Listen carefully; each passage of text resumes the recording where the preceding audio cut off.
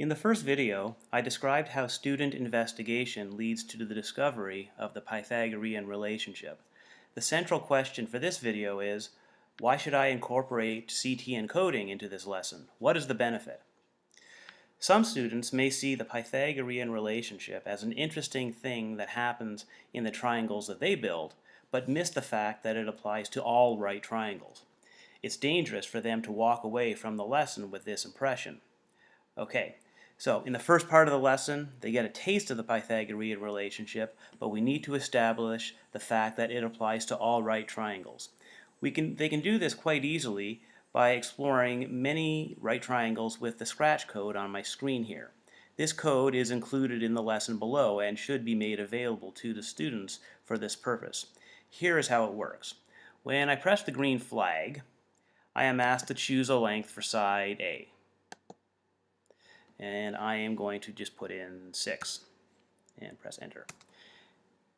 Now, and it draws the base.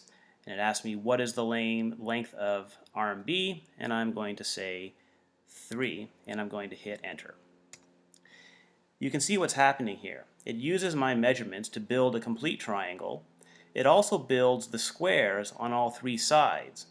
Then it partitions the square on the hypotenuse so that the student can easily determine the area.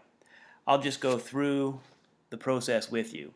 I know that this square is 3 by 3, that's 9 square units.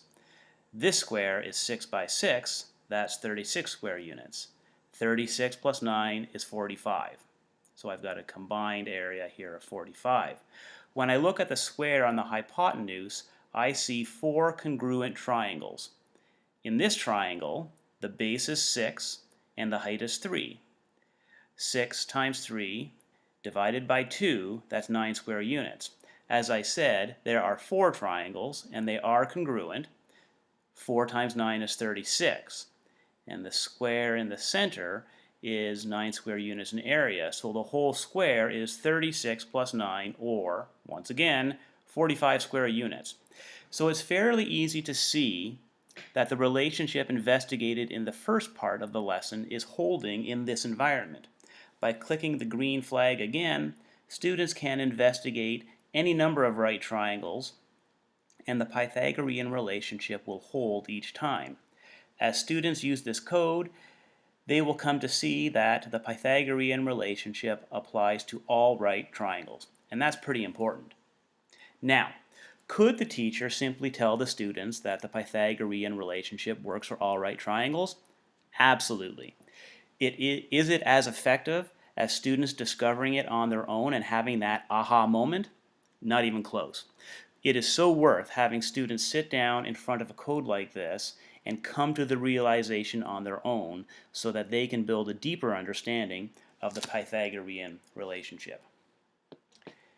Now, switching topics slightly, when students engage with this code, this one that we just used, they're not actually creating code on their own.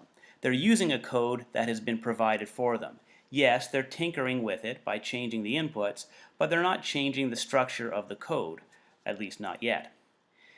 This is in line with the computational thinking pedagogical framework by Kosopoulos et al. That you can see on the screen here. They say that when you bring computational thinking and coding activities into the classroom, you can't just throw students into the metaphorical deep end. You need to bring them into it gradually. They suggest starting off with unplugged activities, as we do in this lesson when the students work with geoboards and dot paper at the beginning. When computers are introduced, students should be using or slightly tinkering with pre-made codes to get used to blending the new math ideas with coding and computational thinking. Once they've gained some comfort with that, they should move on to creating their own codes or remixing existing codes for different purposes. These two tasks feature higher levels of rigor. In this lesson, there are opportunities for students to remix this code for other purposes, and later on, when they get into the Wheel of Theodorus, they are assigned the task of creating a code based on their knowledge of the wheel.